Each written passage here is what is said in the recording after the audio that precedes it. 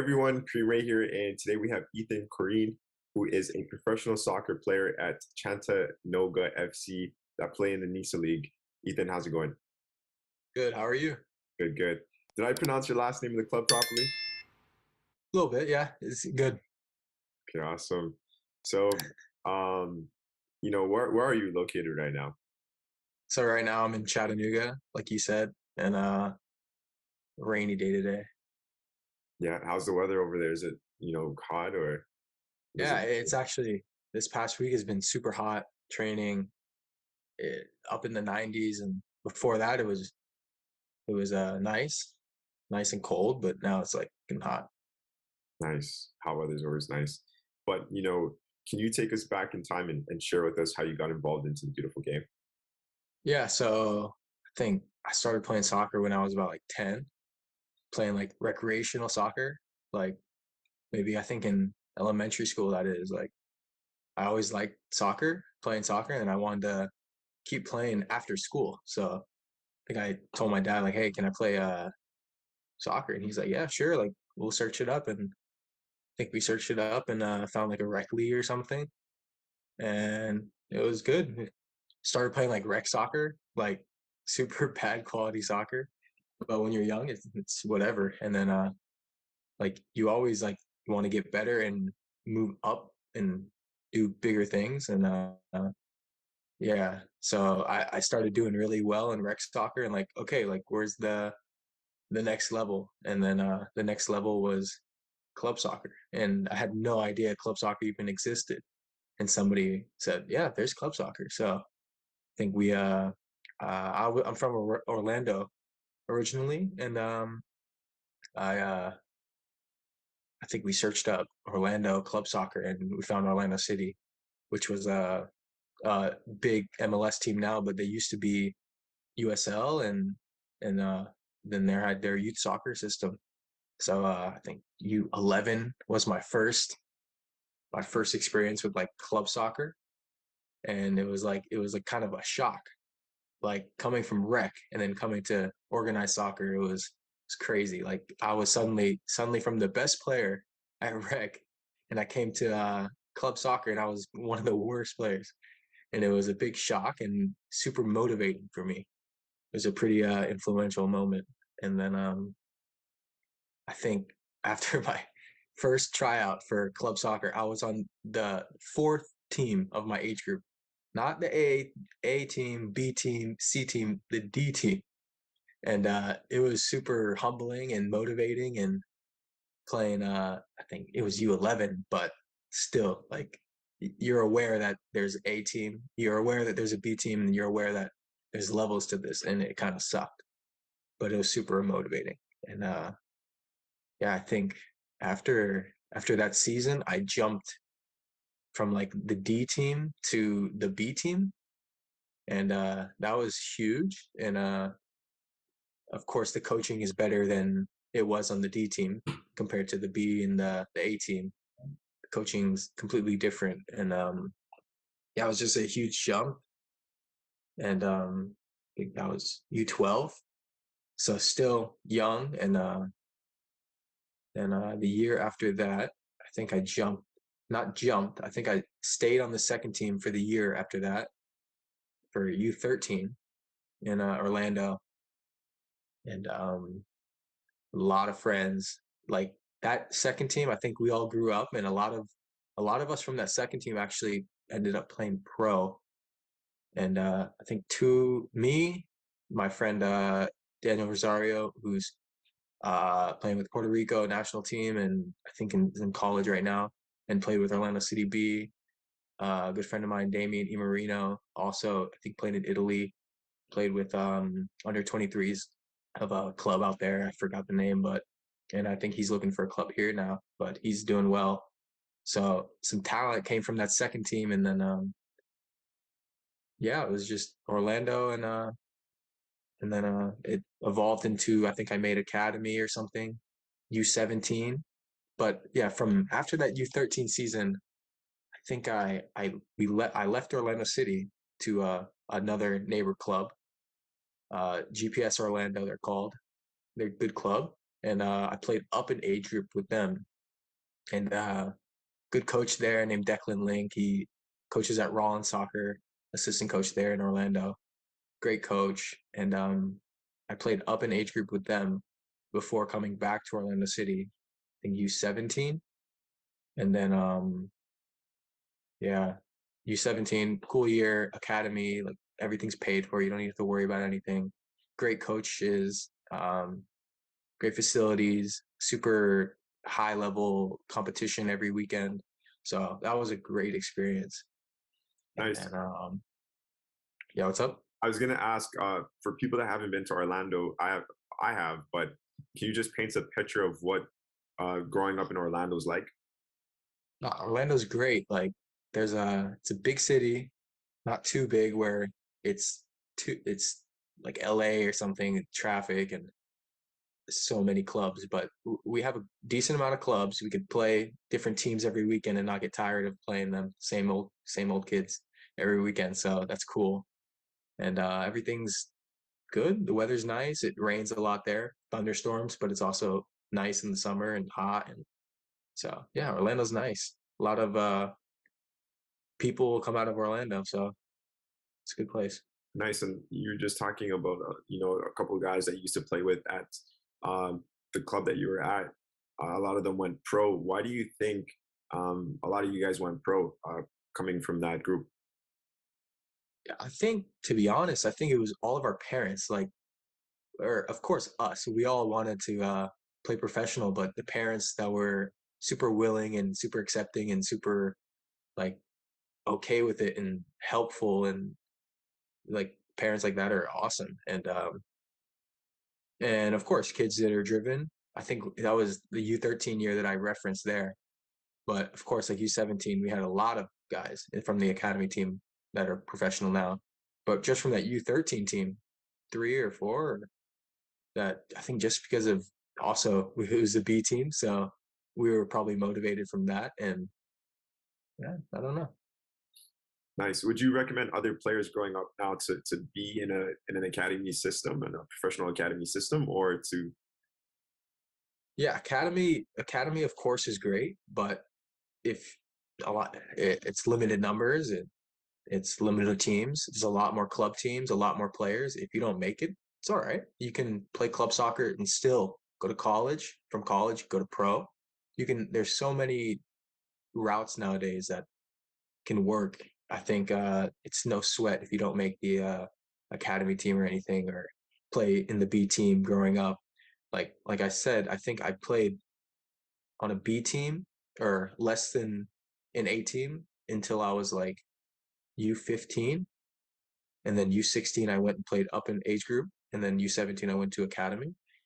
But yeah, I Got it. think I lost track of what your question was, but No worries. And you mentioned that your parents were really willing, right? And obviously a big part of your career, but you come from the US, and soccer's like the fourth or fifth or sixth sport, and yeah, top yeah. sports are, you got the NFL, football, Hmm. basketball, and baseball being the top three sports. So kind of what influenced you to pursue soccer, and um were your parents on board with soccer always, or were they into other sports? So two in one. Yeah, I think yeah. So my dad, super sports liking guy, and he grew up in Israel. He's from Moldova, but he grew up in Israel. Moldova is like former Russia, and then they moved to Israel when he was young.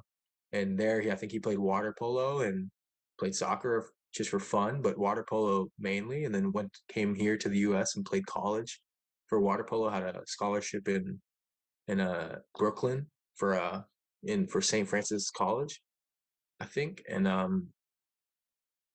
And yeah, he was super willing, super accepting of an athletic career and seeing that it's possible. And my mom, of course, is just super supportive and on board with everything I want to do because she's just awesome like that, I guess. And yeah. Um, what was the first part of it? I think I answered the second part of your question. The first part of Yeah. the question was, And the first part of the question was that you know soccer's not the number one sport in the US yet, but Yeah. you chose soccer. Yeah, What was that? I think soccer was just I just enjoyed it the most, and basketball, it was fun, but I didn't see any like future for me in basketball. I wasn't like I'm 6 foot, but basketball is much taller than that nowadays, and to really play for a high level in basketball, you have to be huge and or super skilled and smaller. But yeah, soccer was just by far my favorite. So I never played football or American football or baseball or none of that. It's not for me, but Well, you're playing the best sport in the world, so it doesn't matter. absolutely. So you Hopefully the rest of the US will learn that, but it's yeah, coming. I would say around like 2026 because we got the World Cup being hosted by US, Canada, Mexico. Yeah. Hopefully. Hopefully. But you sorry, I cut you off at you're around U17. Can you take us from there? Yeah, so U17 is academy at Orlando City, and after that year, it was super good, like good high level. You see players that are, I think at that season, you would play against players that same year they would sign MLS deals and stuff, and you're like, okay, like it's time now. It's getting close to that time where you need to make a decision to go to college or go the professional route, or maybe you might not make it and you want to pursue something else that you really like. And for me, it was always professional, and I always wanted to pursue that. And after that, I think when I turned 18, I was always thinking about it. I wanted to go to Europe, so I went to Sweden.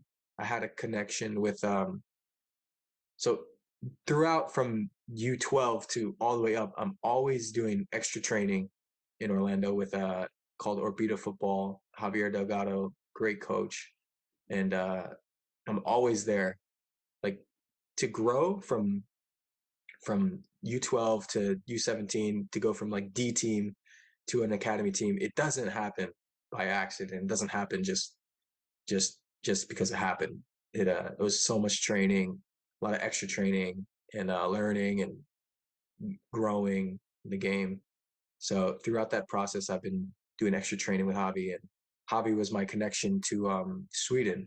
Javi's friend lived in Sweden. I think they played together in college or something, and I went over there and had a trial with a Division 3 club in Sweden. It's called Div 3. I think it's fifth tier, so not the highest tier. I was 18 at the time, and I think we were just thinking to get me into men's football.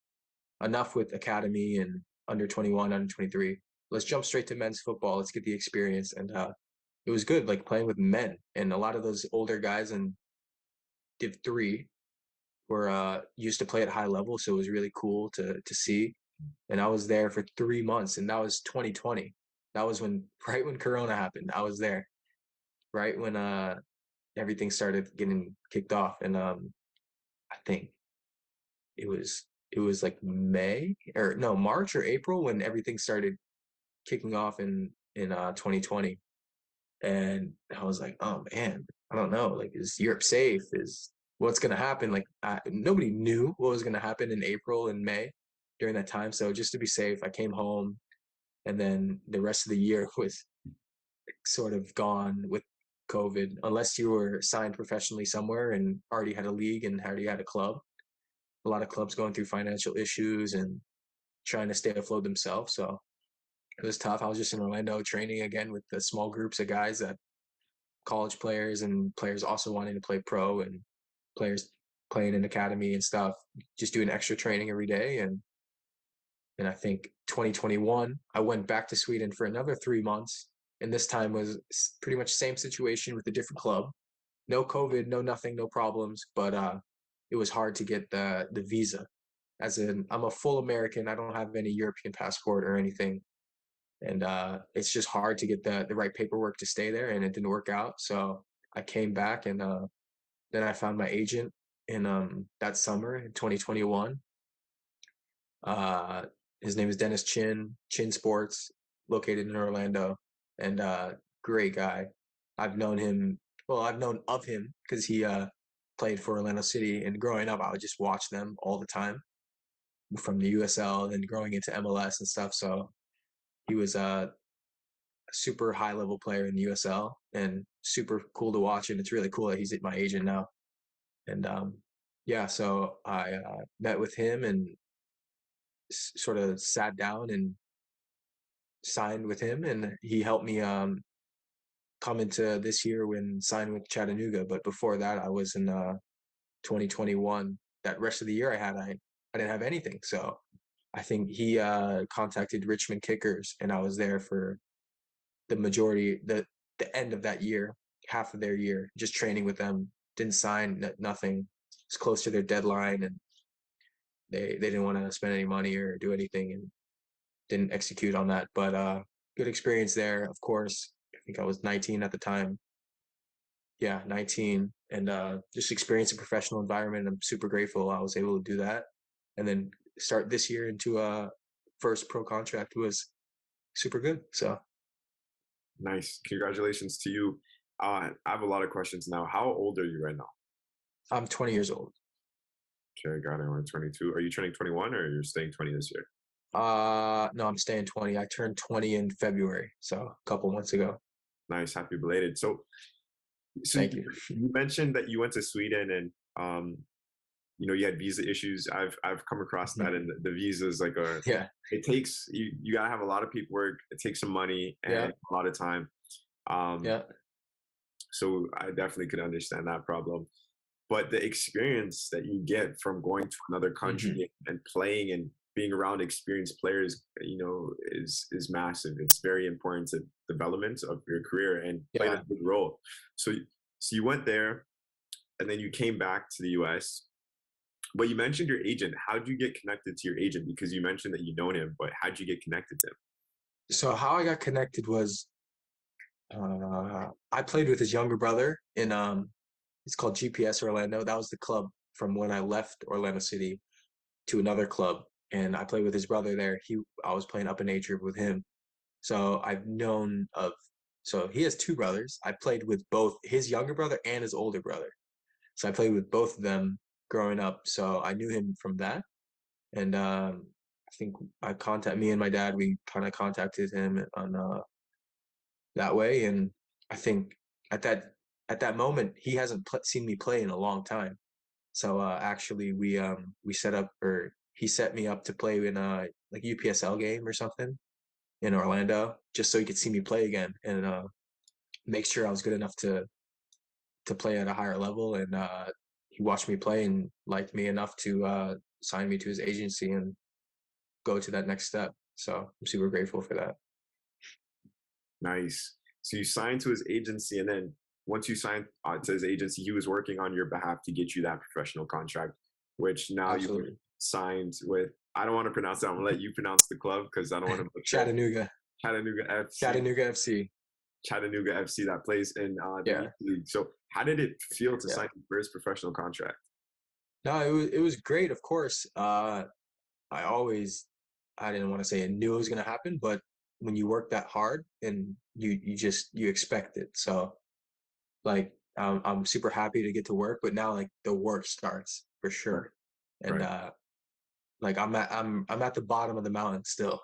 If I thought I was at the bottom of the mountain on the D team when I first started, I'm now at the bottom of the mountain. So there's still a lot more work to do, and I'm super excited for that.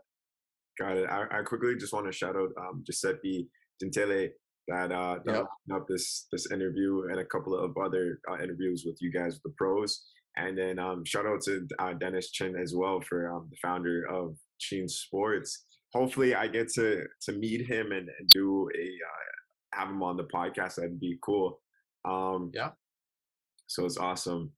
So now you mentioned, you're at the bottom of the mountain, working your way up. Obviously, you're 20 years old with a professional contract playing pro, which is amazing. Not a lot, like a lot of players get to experience that. So, how do you plan to move up the mountain, as you mentioned? Yeah, so you always need to conquer what level you're playing at first. You can't just go as a 20-year-old not playing a single minute and then expect to jump up to that next level, whether it's USL Championship or a second division in another country or something. You can't go from third tier in US straight to MLS without playing. So my next steps is start playing here, start performing here, showing I'm of that level, and really just getting a lot of more experience, more minutes, and that's the goal. Right now I haven't made my debut yet, so I'm working towards that, training hard every day and waiting for my opportunity. And when it comes, I got to take it and run with it. So super excited to do that soon, and that's the next step. 100%. I wish you the best with that. And so how do you plan to do that though? Like, you know your next steps, but how do you plan to do that? Yeah, just act on them. Train hard every day. Stay prepared. Eat good. Sleep good. All the cliche things that people say, but it's for real. Like you got to do it all to get to the next level. And yeah, that's how I'm acting on it. 100%. What advice would you give to the next generation of players growing up right now that want to go pro? Yeah, just work hard. Of course, work hard, work smart. Don't overtrain, because overtraining is a thing. You can injure yourself badly. You can create bad habits that turn into not good outcomes. So educate yourself. A lot of good stuff on YouTube, and yeah, just work hard. Got it. Great points. Um, you know, one thing I was shocked by when I played well, the highest level I've reached so far is playing semi-professional in the NPSL, so Division 4, right Mhm. underneath the NISA league.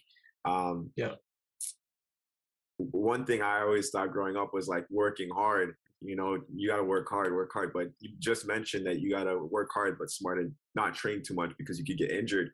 So when did yeah, you come across that mindset, or that applying that into your career? yeah. So that came from Javi, which was my trainer. I was doing my personal, not personal, because it's mostly small group training, sometimes personal if I'm the only one there. But yeah, grateful to meet him at a young age. I think I was like 12, and started with summer camps there. We have a great summer program. If anybody's listening in Orlando, great summer program. If you want to develop yourself into a professional, that's the place to be in, or be to football.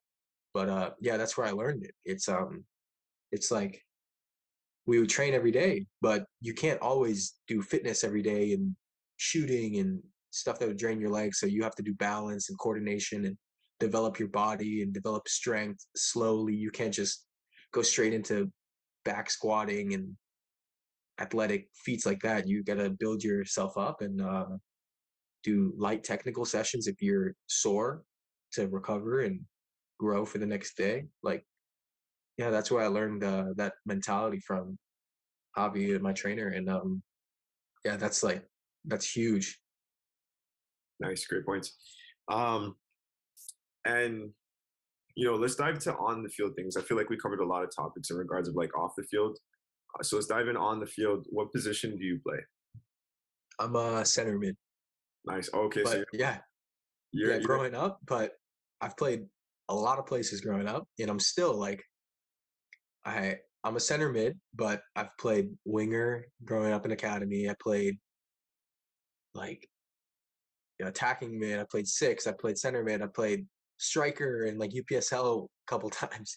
Like I can play anywhere, just right back, whatever, center back if I have to. Like I can play a lot of positions just because I think I'm fundamentally good enough to play a position. But I think my highest level that I can execute and perform for a team is like from the center mid. nice. So you're in a lot of the action. Yeah. Nice. Um, Damn, there was something I was gonna ask you. There's something I was gonna ask you. It left my brain. I guess when it comes back, I'll ask you if it does. Yeah.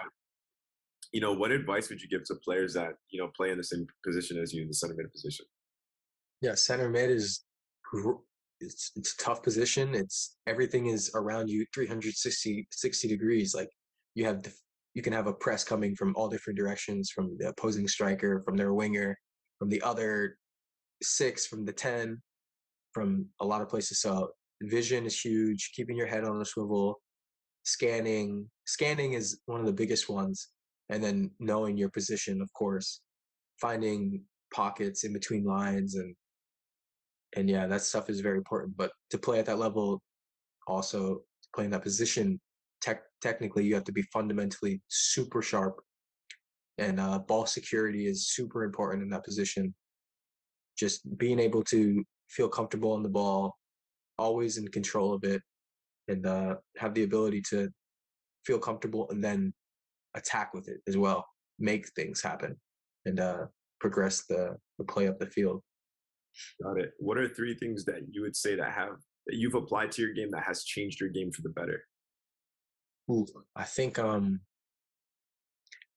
scanning is huge. Scanning, number one, probably, and body position is huge. Not coming running straight on to a center back that has the ball, because you might have a guy in your back and you have nowhere to turn. And scanning and looking, checking your shoulders, body position, so you're able to turn and play your next ball very fast. I think fitness is underlooked a lot of times. I think you can't execute at your highest level if you're not fit. I Yeah. think fitness is huge.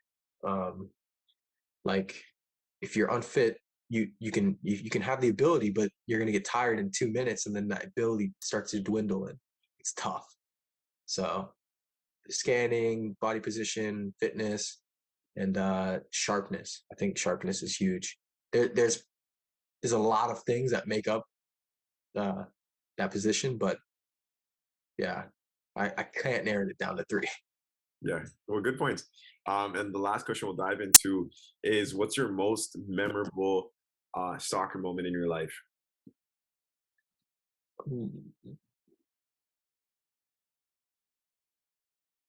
Maybe I don't know. I'll give you two, because I think there's one that's more recent and then one growing up. I think growing up, my most memorable one was playing like U12 or something, and I think that was a tryout. No, it was a tournament at the end of the season, and I scored like 3 goals or something, and I was like so excited and so happy that I was performing at a level that I thought I could, and executed well, and like I was like super happy, and sort of broke out of my shell at that age to like perform at a higher level. I think that was a super cool moment. I couldn't remember what team or anything, but for sure that was super confidence building. And then recently in January, before I was with Chattanooga, I played against Minnesota United in a preseason friendly. So that was recent, playing against MLS club in their preseason. That was super eye-opening and super cool to see that level in front of your eyes and play against it and feel the pace of the game and feel the speed. And that was super memorable. And hopefully I can make more memories like that soon. But that's a cool experience. And yeah. Got it. I know. Sorry, I know I asked the last question, but I didn't hear you mention. Did you go to university or college? I did not. I went after Sweden. Maybe I could have, but I just want to keep going pro. I just want to keep double down on that and execute. Nice. Yeah. No worries. I'm on the same page. I never went to college, or university, so Yeah. I had Yeah. the same focus as well. Nice. Yeah. So leading into the fun questions now. You got to answer them fast, Ethan. Okay. All right. So who's your favorite team? Bayern Munich. Favorite player? Thiago Alcantara. Favorite cleats? Used to be a former Bayern player, but favorite cleats. Can't answer that one fast. Probably Audi Zeros, the old Audi Zeros. Yeah. And what were you saying about the player? Thiago used to play for Bayern, but now he's at Liverpool, but still my favorite player to watch. Oh, yeah. I know who you're talking about. The guy that plays center mid, right? Yeah. Brazilian? Thiago? So I think he's multiple nationality, but I think he plays for Spain, but I think he is Brazilian. Got it. What's your favorite food? Ooh, probably pasta. I like pasta. What kind? Like a tomato or white? Yeah, tomato based pasta. But that's tough because I like food. But that's my fast answer. Who's your favorite artist musically? Uh, Russ. I like Russ a lot. Messi or Ronaldo? Messi. Who's the first team you would pick to use in FIFA? Bayern. 2 goals in a game or 1 goal and 1 assist? 1 goal, 1 assist. Would you rather score a free kick or a PK last minute goal to win you guys championship finals? Free kick. If you were a coach and you were able to sub in any player in history to win you the game, who would it be? I'll say Ronaldo. He's Yeah, clutch. for sure. And before we end off, was there anything that I missed or something that you wanted to add in? No. Okay, cool. Well, Ethan, before we go, I just want to thank you for taking the time for joining us on the One Soccer Nation podcast today. Thank you.